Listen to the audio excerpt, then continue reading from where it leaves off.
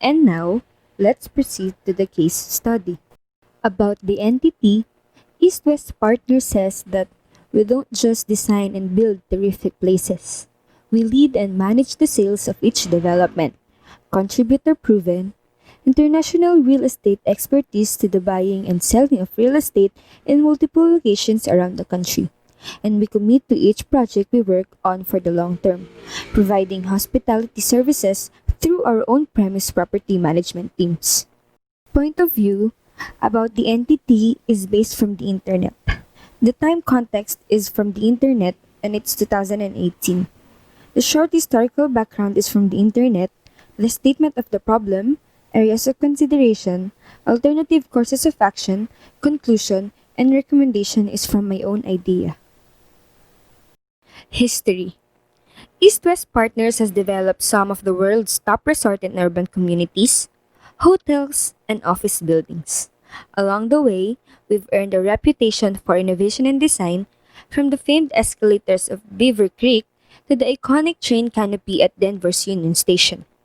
We are one of only two companies worldwide to have won the three Urban and Land Institute Awards for excellence, and we pride ourselves for pushing our industry forward while continuing to offer the world-class services to our partners and customers. Current situation that leads to its problem. In a lawsuit filed in August 2017, a former Hawaii based employee of a national real estate company alleged that she was subjected to harassment based on her sex and sexual orientation. Among other things, the plaintiff alleged she was required to organize and attend company marketing events so that the manager in charge of the company's Hawaii operations could pimp out his wife and her friends and enable a sexual relationship between his wife and a wealthy client. She alleged the Hawaii manager taunted her by making offensive comments about women in the workplace, deliberately picked on and ridiculed her, and told her that her work attire was not feminine enough. She also alleged that she was asked by the Hawaii manager to hire hot female dancers for the marketing event. Statement of the problem. Can a human resource director be named individually as a defendant in a lawsuit alleging harassment and retaliation, even if the HR director never engaged in any harassing behavior? For the areas of consideration, which is the SWOT analysis, the strengths are multiple channels of distribution and low cost strategy. The weaknesses are stressful work environment in a fast paced business and organizational structure cumbersome and difficult to cope for newcomers. The threats are external growth in the form of acquisitions or mergers in the other countries and integrated marketing and advertising functions. And lastly, the opportunities, which are copycatting a common practice in retailing and competition from Office Depot and Office Max. I have here three alternative courses of action. The first one is on the given situation where the employee files a complaint to their HR director, the HR director must immediately address the problem so that he or she will not be included to the case because it's the HR director's responsibility to take good care and to take those complaints by their employees. The advantages are the HR director will not be included into the case, and also harassment not only for the girl employee but also to all the employees will be addressed and will be given actions immediately.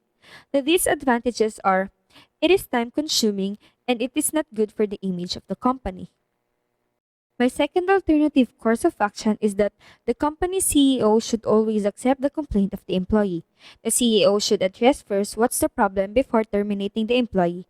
What the CEO did was unprofessional. The advantages are it should be resolved faster than what it is done, and there shouldn't be terminating that will happen. The disadvantage is it will reflect to the company's reputation. And for the last alternative course of action, harassment should always be addressed immediately because this type of case is not a joke. It happens not only inside but also outside companies. They should always prioritize their employees. Maybe they can conduct some surveys or maybe ask them. Give them their will and power as an employee to tell everything that happens inside and outside the company. They should also not tolerate their employees with higher position to just do those kinds of malicious acts to their employee. They should also give them some punishments. The advantages are the employees will not be scared to their co-employees. This will raise awareness to everyone. They should incorporate training on harassment and discriminatory treatment in your workplace. Have clear harassment reporting procedures in place. The disadvantages are it will cost too much time for the training and it is also time consuming. And for my conclusion, while the lawsuit contains only unproven allegations that the plaintiff may never be able to establish as true, the early unsuccessful challenge by the defense to plaintiff theories holds some lessons for employers. It is pretty unusual for an HR director to be as defendant in a lawsuit, and the failure to investigate theory is also unique. But that's not to say it is the last time it will be used.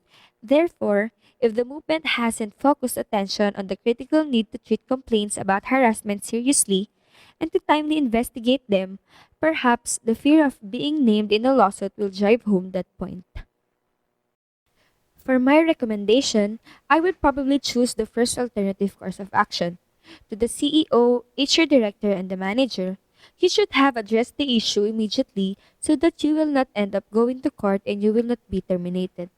The company's reputation will not also be included if you address it immediately. As you on the higher position, you should be the role model to the employees. You should be teaching your employees the good way, not that way. It is not because you have the higher position you should harass the employees. For the application to the study, my topic is about the strategic role of the HR director and the HR specialists. The case study is about the HR director who got terminated because of not addressing the employees' issues about harassment. It is stated that the HR director should play a major part in organization development and change management and in the achievement of coherence in the different aspects of HR policy. An HR director is also expected to take a leadership role in developing a culture that enables employees to perform in accordance to the firm's objectives.